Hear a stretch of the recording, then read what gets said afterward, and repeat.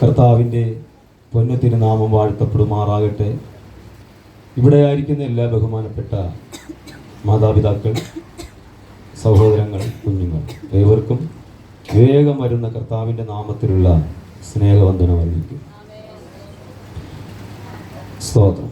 എല്ലാ അനുഗ്രഹങ്ങളാലും ഈ വിശുദ്ധ ആരാധന ദൈവം അനുഗ്രഹിക്കട്ടെ എന്ന് കർത്താവിൽ ആശിക്കുകയും പ്രാർത്ഥിക്കുകയും ചെയ്യുന്നു. നമ്മൾ അറിയുന്നതും കേൾക്കുന്നതും ഒക്കെ പോലെ ചുറ്റും മഴയുടെയും കാറ്റിൻ്റെയൊക്കെ പ്രതികൂലമാണ്. എങ്കിലും നമ്മുടെ ഭവനങ്ങളിലൊന്നും ഒരു മരച്ചില്ല് വീഴാതെ സൂക്ഷിച്ചു എന്ന് ഞാൻ വിശ്വസിക്കുന്നു. സ്തോത്രം. എൻ്റെ വീട്ടിലകത്തും ചുറ്റിലുമൊക്കെ മരങ്ങൾ ഒടിഞ്ഞു വീണെങ്കിലും വീടിൻ്റെ മുകളിൽ വീണില്ല. ഇവിടെ ഇരിക്കുന്ന ദൈവമക്കളുടെ വീടുകളിലും വീണില്ലെന്ന് ഞാൻ വിശ്വസിക്കുന്നു. സ്തോത്രം. എങ്കിലും ദൈവം നമ്മളെ കരുതി. ഒത്തിരി പേര് മരണപ്പെട്ടു. പലവിധമായ പ്രതിസന്ധിയിലും വളരെ സന്തോഷത്തോടെ ആലയത്തിലേക്ക് ജനത്തെ കൊണ്ടുവരാനിടയായി ദൈവത്തെ സ്തുതിക്കുന്നു. ഒരു നല്ല ഹല്ലേലൂയ പറയാം. ഹല്ലേലൂയ. ഇന്ന് മഴയാണെങ്കിലും നല്ല ജനമുള്ളതെ ഓർത്ത് ഞാൻ ദൈവത്തെ സ്തുതിക്കുന്നു. സ്തോത്രം. ഞാൻ 2-3 കാര്യങ്ങൾ പറഞ്ഞിട്ട് വേഗത്തിൽ ഇരുന്നു കൊള്ളാം. സ്തോത്രം. നമുക്ക് ഇന്നത്തെ ചിന്തയ്ക്ക് വേണ്ടി 175-ാമത്തെ വാക്യം ഒന്ന് വായിച്ചാൽ.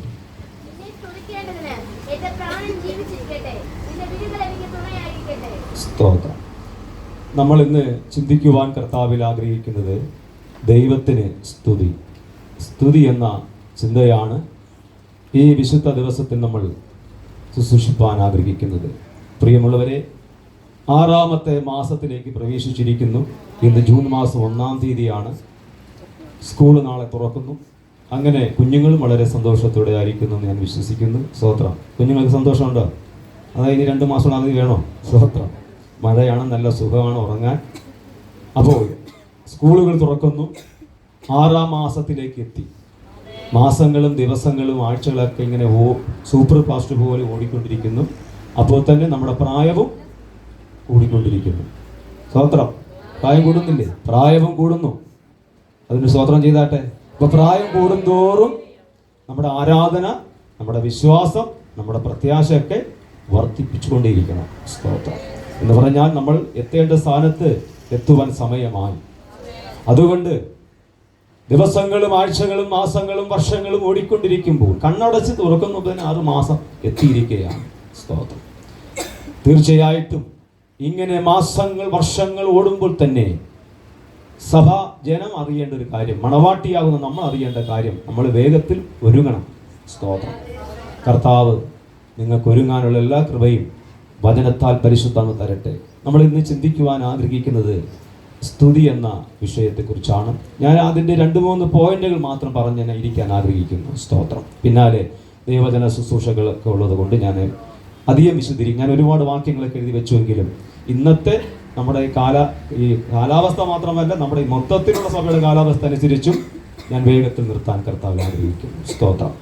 അപ്പോൾ ഇവിടെ നമ്മൾ വായിച്ചത് 175-ാമത്തെ വാക്യത്തെ നമ്മൾ വായിച്ചത് ഒന്നുകൂടെ ഒന്ന് വായിച്ച മോളെ. അപ്പോ തമ്പുരാനെ സ്തുതിക്കേണ്ടതിന് സങ്കീർത്തനക്കാരൻ പറയുന്നു, എന്റെ ജീവൻ ജീവിച്ചിരിക്കണം. ആയുസ്സും ആരോഗ്യവും ബലവും ശക്തിയും രോഗങ്ങളില്ലാതിരിക്കുന്ന സമയത്ത് ഒരുവിധപ്പെട്ടവർക്ക് ദൈവത്തെ സ്തുതിക്കുവാനും ഉപവസിക്കുവാനും ആരാധിക്കുവാനും കഴിയാതിരിക്കുമ്പോൾ എന്നോട് ഒരാൾ അങ്ങനെ പറഞ്ഞു. സ്തോത്രം. ഞാൻ എപ്പോഴും പറയുമായി വേദാന്ത വീട്ടിൽ വെച്ച് ഒരു അച്ഛനെ പറഞ്ഞു, ദൈവത്തെ സ്തുതിക്കണം, ദൈവത്തെ ആരാധിക്കണം, ഉപവസിക്കണം എന്ന് പറയുമ്പോൾ സമയമില്ല. പക്ഷെ പിന്നെ നടന്നെന്ന് പറയാമോ, അദ്ദേഹം രോഗം ബാധിച്ചു, കിടക്കയിൽ കിടന്നപ്പോൾ പറയണം, എനിക്ക് ഇനി ദൈവത്തെ സ്തുതിക്കണമെന്ന്. നിന്റെ സ്തുതിയൊന്നും ദൈവത്തിന് വേണ്ട. സ്തോത്രം. നല്ല ആരോഗ്യത്തോടെ ഇരിക്കുമ്പോൾ, നല്ല സന്തോഷത്തോടെ ഇരിക്കുമ്പോൾ, ഈ നല്ല സമയത്ത് നമ്മൾ ദൈവത്തിന് സ്തോത്രവും സ്തുതിയും കൊടുത്തില്ലെങ്കിൽ പിന്നെ എന്നാ നമ്മൾ കൊടുക്കുന്നത്? ഇന്ന് പകൽക്കാലം സഭയെ നോക്കി ഞാൻ പറയുവാൻ ആഗ്രഹിക്കുന്നത്, ഇത് സുപ്രസാദ കാലമാണ്, നമ്മുടെ നല്ല സമയമാണ്. ആലയത്തിലേക്ക് കടന്നു വന്ന് കർത്താവിനെ സ്തുതിക്കുവാൻ, കർത്താവിനെ ആരാധിക്കുവാൻ, കരങ്ങളെ തട്ടി ദൈവത്തിന് സ്തോത്രം ചെയ്യുവാനും ഹല്ലേലൂയ പറയുവാനും നമ്മുടെ നാവുകൾക്കൊന്നും BP ഇല്ല, ഷുഗറില്ല.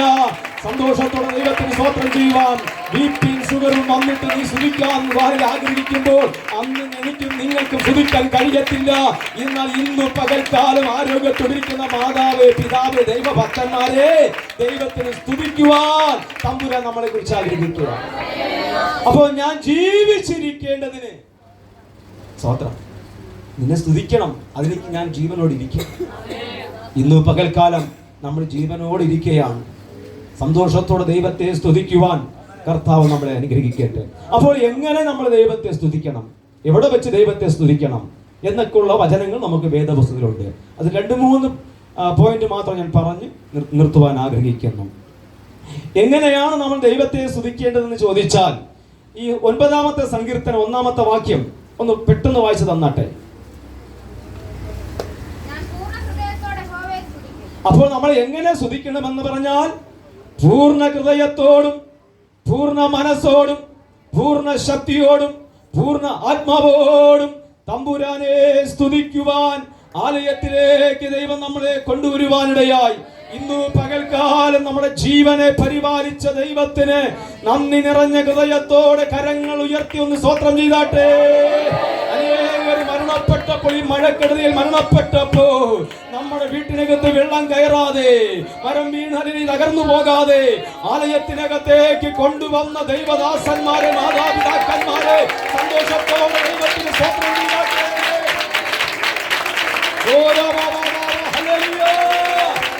ജീവനെ നമുക്ക് നൽകിയ ദൈവത്തിന് സ്തോത്രം. അപ്പോൾ നമ്മളെ ദൈവത്തിന് പൂർണ്ണ ഹൃദയത്തോട് സ്തുതിക്കണം പറയുന്നുണ്ട്. അപ്പൊ എവിടെയാണ് നമ്മൾ സ്തുതിക്കേണ്ടത്? സ്തോത്രം, ആലയത്തിനകത്ത് വരുമ്പോൾ സ്തുതിക്കണം. 22-ാമത്തെ സങ്കീർത്തനം 22-ാമത്തെ വാക്യം വേഗത്തിൽ വായിച്ചാട്ടെ.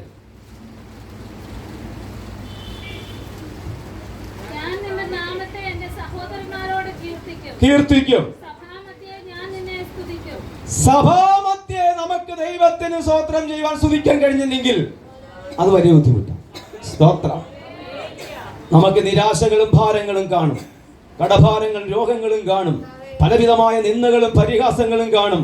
പലരും നമ്മളെ ദുഷിക്കുന്നുണ്ടായിരിക്കും, പക്ഷെ പലരും നമ്മളെ നിന്ദിക്കുന്നുണ്ടായിരിക്കും. പക്ഷേ ആലയത്തിനകത്തേക്ക് വരുമ്പോൾ ദൈവം തമ്പുരാനെ കാണാം. ദൈവം തമ്പുരാനെ ഹല്ലേലൂയ കണ്ട് നിങ്ങൾ ഹല്ലേലൂയ ആരാധിക്കാതിരുന്നാൽ ദൈവം തന്നെ പറയും, എന്നെ മാനിക്കുന്നവരെ ഞാൻ മാനിക്കുവാനിടയാകും. ആലയത്തിനകത്തേക്ക് വരുമ്പോൾ ക്ഷീണങ്ങളും നിരാശകളും ഭാരങ്ങളും ദുഃഖങ്ങളും ഉണ്ടെങ്കിലും മാതാവ് നീ ദൈവത്തിനെ കരം പറ്റി സ്തുതിച്ചോ, ഭക്തന്മാർ സ്തുതിച്ചോ, കുഞ്ഞുങ്ങളും ദൈവത്തെ സ്തുതിച്ചോ. സ്തുതിക്കുവാനാണ് ആലയത്തിന്റെ മധ്യേ തമ്പുരാൻ നമ്മളെ കൊണ്ടുവന്നത്. ഈ ആലയത്തിനകത്ത് ദൈവത്തെ സ്തുതിക്കുവാൻ സോമൻ പാസ്റ്റർ നോക്കിയല്ല, റോയ് പാസ്റ്റർ നോക്കിയല്ല, ജെയിംസ് പാസ്റ്റർ നോക്കിയല്ല, യോശുവദാസ് നോക്കിയല്ല, ബാബു മാത്യു പാസ്റ്റർ നോക്കിയല്ല, പിന്നെയോ നമ്മെ ജീവനെ രക്ഷിച്ച ദൈവത്തിന് സ്തുതിക്കുവോ.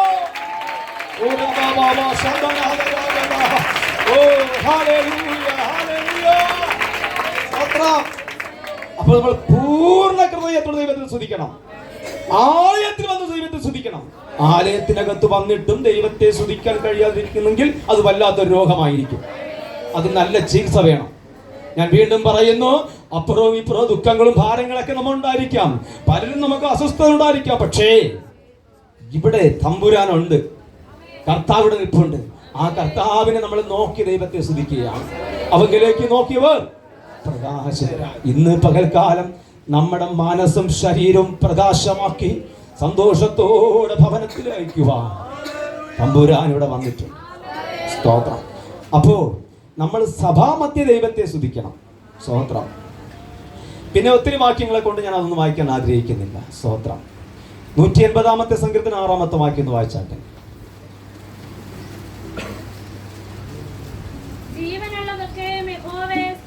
ഈ 180-ാമത്തെ സങ്കീർത്തനം അതിന്റെ 1 മുതൽ നമ്മൾ വായിക്കുമ്പോൾ എല്ലാ കാര്യാദികൾക്കും അവിടെ പറയുന്നുണ്ട് സ്തുതിക്കണമെന്ന്.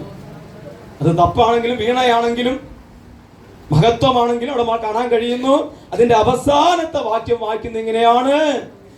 ജീവനുള്ളതൊക്കെ എന്ന് പറഞ്ഞാൽ പുല്ലും ജീവനുള്ളതാ, പക്ഷികളും മൃഗങ്ങളും ജീവനുള്ളതാ.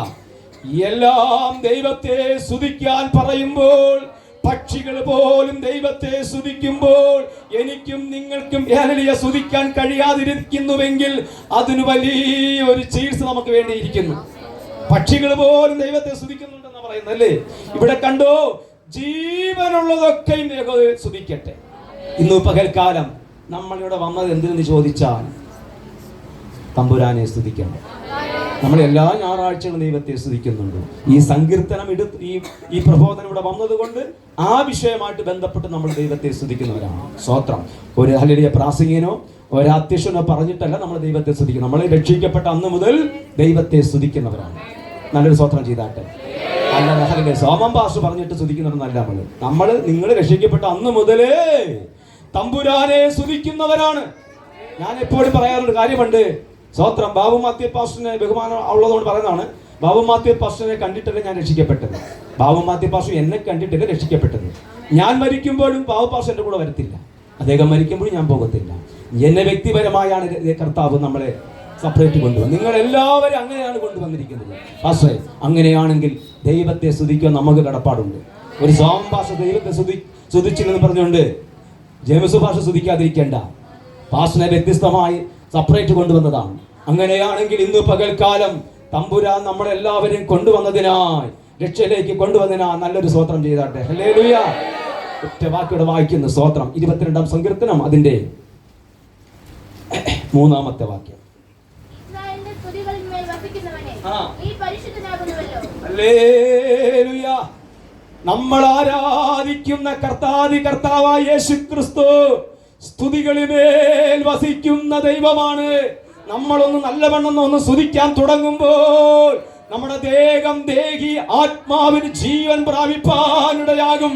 ഈ പരിശുദ്ധനായ ദൈവം യേശുക്രിസ്തു യഹോവയായ ദൈവം പറയാൻ വാക്യങ്ങളാണ്. അവൻ സ്തുതികളിൽ മേൽ വസിക്കുന്ന ദൈവമാണ്.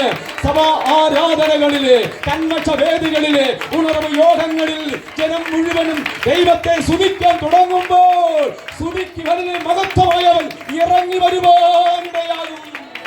നമ്മുടെ സ്തുതി സ്വീകരിക്കുവാൻ ഇവിടെ വാക്യങ്ങളാണ്.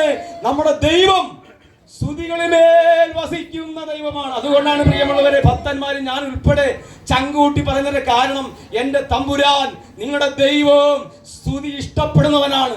അവൻ സ്തുതികളിന്മേൽ വസിക്കുന്ന ദൈവമാണ്. അവൻ പരിശുദ്ധനായ ദൈവമാണ്. ഈ പരിശുദ്ധനായ ദൈവത്തെ സ്തുതിക്കുവാൻ ഈ ഭൂമി ലഭിച്ച ഭാഗ്യത്തിനെ ഓർത്ത് കരങ്ങളെ തട്ടി സന്തോഷത്തോടെ സ്തോത്രം ചെയ്താട്ടെ.